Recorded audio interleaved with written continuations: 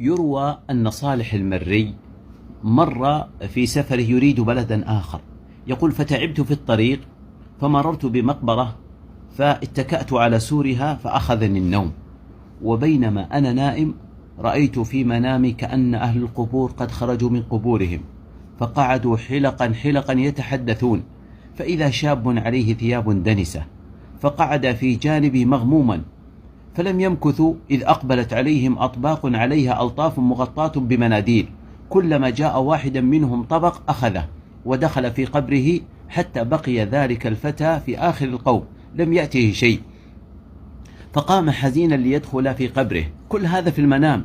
فيقول صالح: فقلت له: يا عبد الله، ما لي أراك حزينا؟ وما الذي رأيت؟ قال: يا صالح المري، هل رأيت هذه الأطباق؟ قال: هي تلك صدقات الأحياء لأمواتهم، كلما تصدقوا عنهم أو دعوا لهم أو قدموا له أي عمل صالح، وفي هذه الصدقات فإنهم يأنسون بها ويسعدون. وقال: طيب أنت ما هي قصتك وما هذه الثياب الدنسة التي عليك؟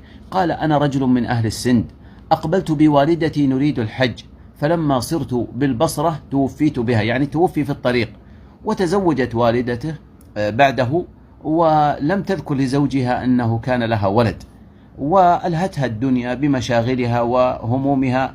فيقول هذا الولد: إن أمي يعني نسيتني ولا تدعو لي ولا تتصدق عني. فالمهم يقول: ليس أحد يذكرني، فلعلك يا صالح المري وأنت تراني في المنام أن تنقل هذه الرسالة إلى والدتي. قال: أنا لا أعرف مكانها. يقول: فوصف لي مكانها حتى ذهبت إليها في بيتها، فوصلت إليها حتى ما كان بيني وبينها إلا حجاب بسيط، فاستأذنت عليها فقالت: من أنت؟ قلت: أنا صالح المري بالباب، فأذنت لي فدخلت عليها. قال صالح: أحب أن لا يسمع كلامي وكلامك أحد، فدنوت إليها ثم قلت: يرحمك الله، هل لك من ولد؟ قالت: لا. قال: هل كان لك ولد؟ قالت: نعم يرحمك الله، كان لي ولد شاب فمات. فقصصت عليها القصة يعني الرؤيا بكاملها. قال: فبكت حتى تحدرت دموعها على خديها.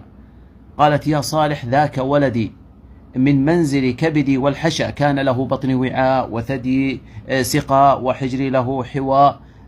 ثم قالت: ما حاله وما شأنه؟ قال: هذا الوضع الذي رأيت.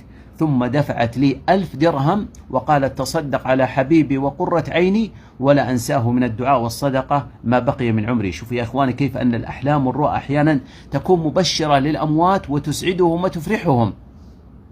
قال صالح: فأخذت هذه العطية وتصدقت بها وأخبرت أمه أن تدعو له كثيرا. يقول: فانطلق فتصدقت بهذه المبالغ. فلما كان في الجمعة الأخرى ذهبت إلى يعني طريقي الذي أتيت منه، يعني رجعت، فسبحان الله العظيم نمت عند نفس السور، فيعني خفقت عيني وأخذني النوم، فإذ بقوم قد خرجوا، وإذ بالفتى قد خرج من قبره عليه ثياب بيض فرحا مسرورا، ثم أقبل حتى دنا مني ثم قال: يا صالح المري، جزاك الله عني خير الجزاء وقد وصلت إلينا الهدية.